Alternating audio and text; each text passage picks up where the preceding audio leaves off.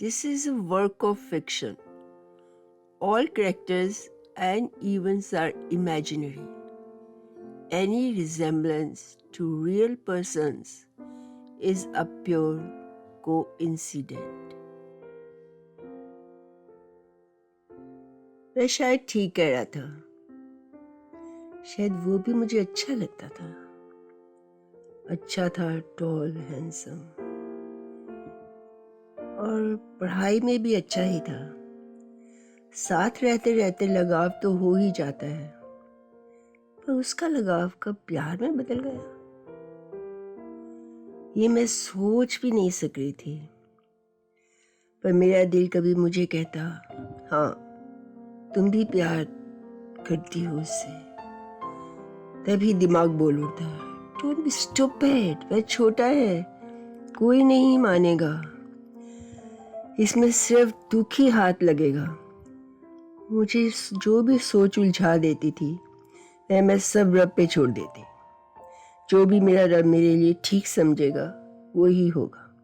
कभी सोचती अभी तो बहुत साल है जब तक मैं लॉयर बन जाऊंगी, वो भी तो बड़ा हो जाएगा। डैड ने भी तो कहा था जब हमने वो पिक्चर देखी थी, दिल एक मंदिर है, तो पिक्चर देखते देखते मैं बहुत रोई थी। डैड ने पूछा तुम रो क्यों रहे हो? मैंने बता दिया, डैड जिससे मैं प्यार करती थी उससे उसकी शादी नहीं है, इसीलिए मुझे बहुत बुरा लगा। वह बोले हमेशा ऐसा नहीं होता, अगर तुम्हें किसी से प्यार हो जाए मुझे बता देना, तेरी शादी उसी से ही करवा देंगे। प्रॉमिस? हाँ प्रॉमिस। डैड आप याद रखना। ओके। क्योंकि मेरी दिमाग में ये भी था कि पति ही लड़की के लिए सब कुछ होता है, तब ऐसी ही सोच होती थी। तो अच्छा है ना, अगर कोई पसंद आ जाए तो उसी से शादी करो और खुश रहो। तब तो सोच ऐसी होती थी कि शादी के बाद किसी और के बारे में सोचना भी गवारा नहीं होगा। शायद मुझे उलझनों में जीना अच्छा नहीं लगता था, इसलिए बड़ी साफ और सुलझी हुई जिंदगी ही पसंद करती थी। इसलिए मैंने उसको कोई भी जवाब नहीं दिया, बस वहां से उसको अकेला छोड़कर अंदर आ गई। रात को नींद नहीं आ रही थी। मैं हाँ नहीं कहना चाहती थी, शायद मैं तैयार नहीं थी,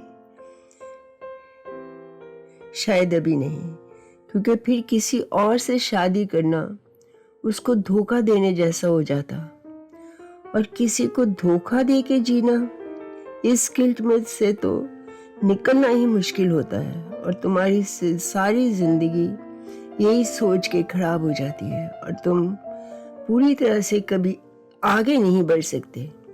अगले दिन जब मैं सुबह उठी तो रेडियो में न्यूज़ थी, पाकिस्तान ने अटैक कर दिया। आसमान में बॉम्बर प्लेन्स की आवाज़ गूंज रही थी। काफ़ी जगह बॉम्ब भी फेंके गए थे जहाँ आग दिखाई दे रही थी। शहर में हर तरफ हलचल सी मच गई थी। तभी मेरे चाचा जी की कॉल आई, हमने भी यही सुना है, आप हमारे पास आ जाओ, बठिंडे में इससे ज़्यादा सेफ है और हम सब इकट्ठे होंगे तो आराम से रह सकेंगे, नहीं तो एक दूसरे का फिक्र ही लगा रहेगा। पर डैड ने तब कोई जवाब नहीं दिया। रास्तों में जवानों ने ट्रेंचेस खोद दी। कई लोग तो शहर छोड़ के चले भी गए थे। मौली को मजा आ रहा था, हम ठीक थे, पर पूनम बहुत डर गई थी। कॉलेज स्कूल बंद हो गए। बार बार चाचा जी की कॉल आ रही थी। डैड ने किसी तरह अपनी जॉब से मैनेज करके हमें कहा कि चलो थोड़ा सा सामान ले लो, हमें निकलना पड़ेगा। तब कोई टांगा, रिक्शा या कुछ भी बाहर दिखाई नहीं दे रहे थे। हमें वहाँ साइकिल पे ही जाना पड़ा। जब तक लड़ाई खत्म नहीं हो जाती, रवि भी अब तक नहीं गया था। मैं उसे बुला के कह रही थी तुम भी अपने डैड का कहना मानो और दिल्ली अपनी सिस्टर के पास चले जाओ। मैं बहुत ही दुखी हो रहा था, पर अगर हम फिर ना मिल सके, कहीं तुम मुझे भूल गई, कहीं तुम्हारी शादी हो गई और मुझे पता ही नहीं चला। मैंने उसको कहा, ऐसा कुछ नहीं होगा, लड़ाई खत्म होते हम आ जाएंगे और तब तुम भी चलो और आराम से जाओ। मैं उसे छेड़ने लगी, अगर मेरी शादी हो रही होगी तो तुम्हें बता कर करूँगी। वह फिर सीरियस हो गया, ये क्या कह रही हो बाबा, मैं तो मजाक कर रही हूँ। प्लीज़ नूर, मजाक में भी कभी ऐसी बात मत कहना, ना करना। हम दोनों फैमिली से इकट्ठे ही ट्रेन में बैठ गए। बहुत ही रश था, सब लोग ही शहर छोड़ के जा रहे थे। मेरे भी दिल में एक खौफ सा था, ये क्या हो गया है, ऐसे घर छोड़ के थोड़ा सा सामान लेकर भागना पड़ रहा है, घर आएंगे भी कि नहीं। और ये क्या सोच रही हूँ मैं, भी पॉजिटिव, थोड़े ही दिनों में लड़ाई खत्म हो जाएगी और हम सब वापस आ जाएंगे, उससे पहले जैसा हो जाएगा। हम बठिंडे पहुंच गए, दिल्ली आगे था। रवि सारे रास्ते मुझे ही देख रहा था। मुझे उसकी और अपनी बेबसी पर तरस आ रहा था। ये क्या हो रहा है, मैं खुद भी समझ नहीं सक रही थी। हम बठिंडे में उतर गए, जो भी चुप वो भी चुप, मैं भी चुप, पर ऐसे लग रहा था उसकी उदास आंखें कुछ कह रही हैं, नूर कभी भी दिल से दूर मत जाना। हम घर पहुंच गए। हमारी चाचा चाची बहुत अच्छे थे, बहुत खुश हुए। चाची बोली, अच्छा हुआ तुसी आ गए, अब हम यहाँ सब सेफ हैं। हाँ, राती कदी कदी ब्लैकआउट हो जाता है, पर इट्स ओके, बाकी सब नॉर्मल ही है। अगर नहीं आते तो हम बड़े परेशान हो जाते। उनकी बेटी सरब मौली की एज की ही थी, एक बेटा मेरे से 1 साल बड़ा और एक पूनम से बड़ा।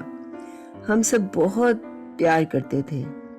वहाँ पहुँचते ही हम सब बहुत खुश हो गए। जे तुसी सब नहीं आंदे तो असी सब बड़े ही परेशान रहंदे।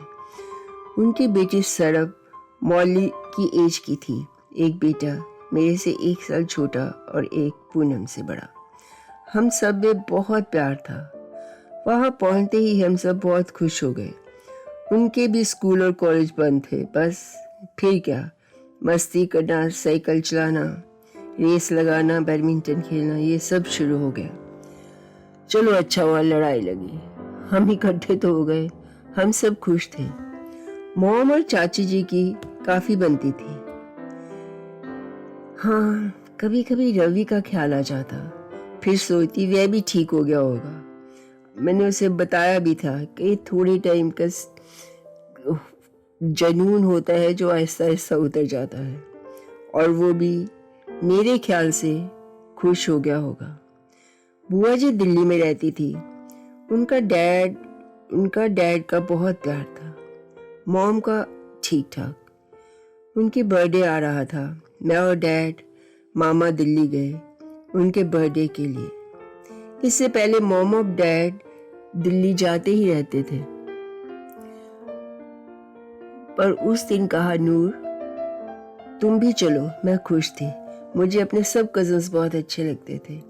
हम दिल्ली पहुंचे, बुआ जी का बर्थडे मनाया, बस हम सभी थे घर के लोग। रात को हमें वापस आना था।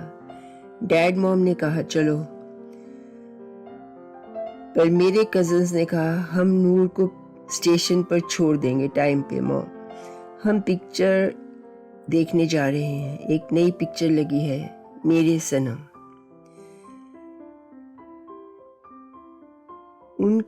हमने पिक्चर देखी, पॉपकॉर्न और आइसक्रीम खाए, मज़ा किया। पिक्चर मुझे बहुत अच्छी लगी, रोमांटिक थी। उनके साथ मुझे हमेशा ही मज़ा आता था। पिक्चर के बाद वह मुझे नई दिल्ली स्टेशन पर छोड़ गए और बोले, हम शायद प्रॉमिस नहीं कर सकते, पर बठिंडे आने की कोशिश करेंगे। मैं स्टेशन के वेटिंग रूम में पहुंची। अभी ट्रेन में काफी वक्त था। मॉम ने कहा, नूर जाओ बाल ठीक कर लो। पर मॉम, अब तो घर ही जाना है। जो कहूँ वो सुन लिया कर। मुझे बड़ा अजीब सा लगा, पर मैंने बाल ठीक किए, मुंह धोया और बाहर आ गई। ये क्या?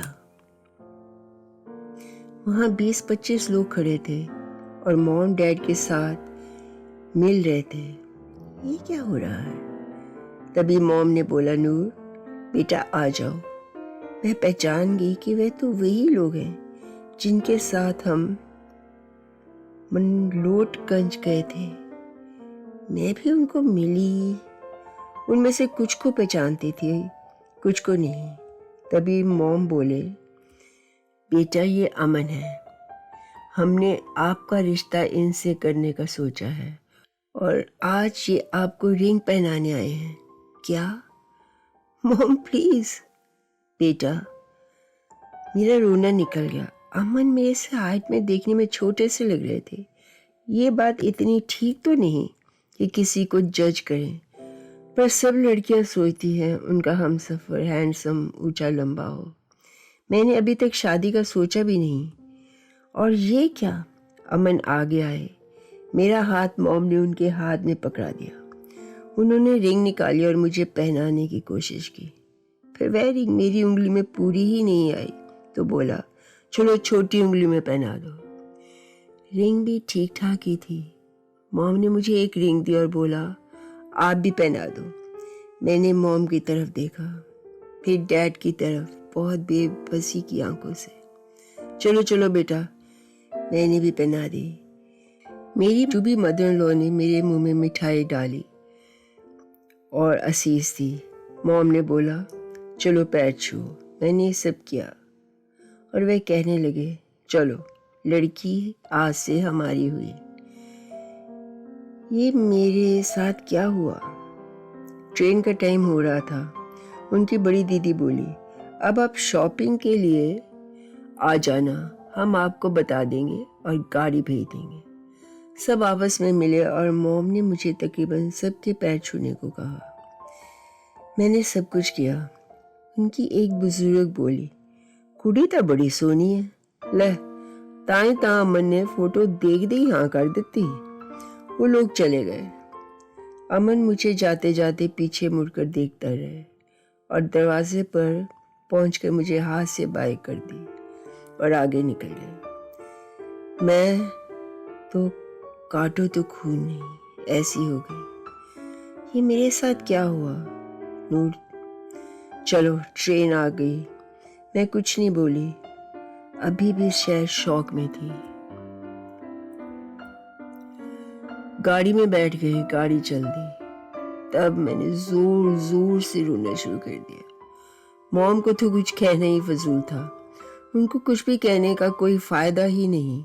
उन्होंने जो करना वही करना। पर डैड को बोला, डैड आपने ये क्या किया?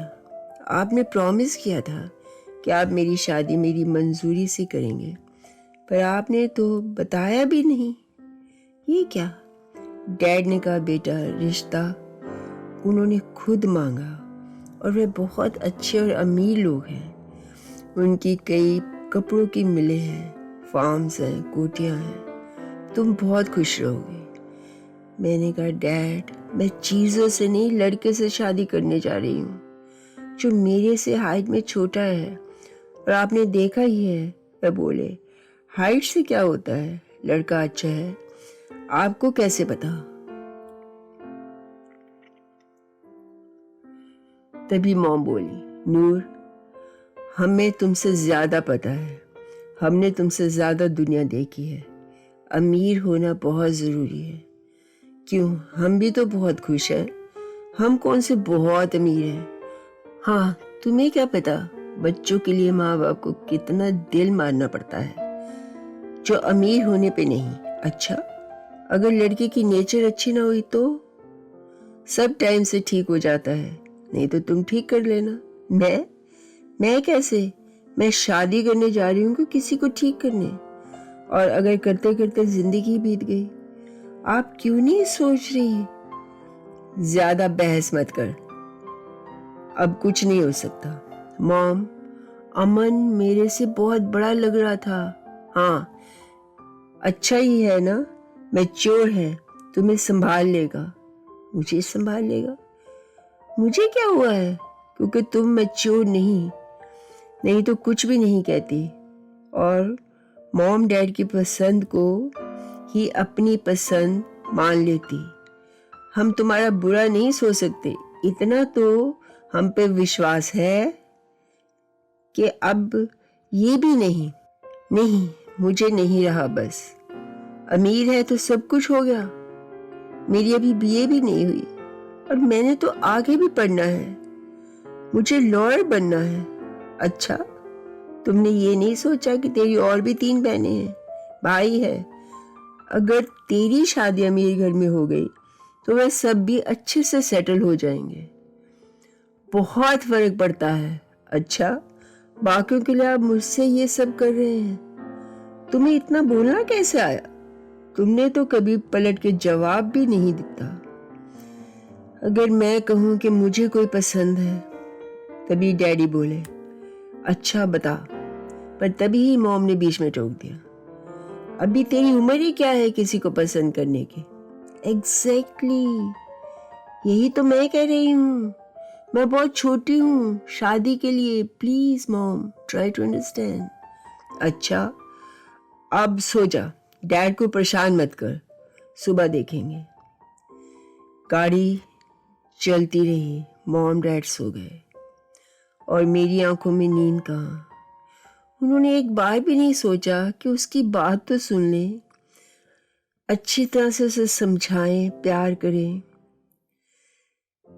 बस फैसला किया और मेरे ऊपर थोप दिया और निश्चिंत होके सो गए। मैं इतना अमीर रिश्ता और कुछ भी नहीं सोचा कि रिश्ता एक इंसान के साथ होता है, पैसे से नहीं। हाँ, पैसा जरूरी होता है, I agree. Without money life is not that bad but little inconvenient. पर just only money make the life very sad and becomes very intolerable. मेरी आंखों में नींद कोसों दूर थी। मुझे तभी याद आया कि हम गर्मियों में मकलोडगंज गए थे। हम बुआ जी और उनके बच्चों के साथ गए थे। मैं, डैड और मॉम, पूनम, बाकी बठिंडे ही रह गए थे। चाची के पास हम सब वहां पहुंचे। होटल में बहुत रश था, एक भी कमरा बहुत मुश्किल से मिला। शायद पहले हमारा कोई प्लान नहीं था।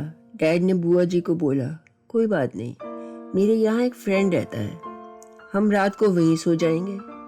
मैंने कहा नहीं, मैं तो इनके साथ ही खुश हूँ और इनके साथ ही रहूंगी, नहीं तो यहाँ आने का फायदा ही क्या। पर डैड ने कहा, नूर, सिर्फ सोना ही तो है, सुबह तुम फिर यहीं आ जाना। ओके ठीक है। हम उनके घर चले गए। उनका घर एक अलग ही पहाड़ी पर था, बहुत खूबसूरत। तीनों तरफ वादी और एक तरफ गहरी खाई जो बादलों से भरी हुई थी। बहुत ही खूबसूरत नज़ारा था। मॉम ने बोला, ताई ता कह रही सी कि चल साढ़े नाल। हाँ, आप ठीक हो। डैड हंसने लगे। हम घर में घुसे, काफ़ी लोग हमारे लिए बाहर खड़े थे। घर ढूंढने में दिक्कत तो नहीं हुई, बहुत सिंपल रास्ता था जी। डैड हंसने लगे। हम घर में घुसे, काफ़ी लोग हमारे लिए बाहर ही खड़े थे। घर ढूंढने में दिक्कत तो नहीं हुई, बहुत सिंपल था जी रास्ता। एक डैड जितना ही आदमी आगे बढ़ा और डैड को गले से लगा लिया। आइए, अंदर आइए, आओ बेटा। हम अंदर गए। घर अंदर से और भी खूबसूरत था। बड़ा सा ड्राइंग रूम, उसमें काफ़ी लोग बैठे थे। उन्होंने हमें सबसे इंट्रोड्यूस करवाया। ये हमारे माता जी, बाकी 4 भाई थे, 2 बहनें, 4 बच्चे, जिनमें 2 लड़कियां तकरीबन मेरी ही उम्र की लगती थी। 2 छोटे बच्चे, एक लड़का एक लड़की, सब अच्छे थे।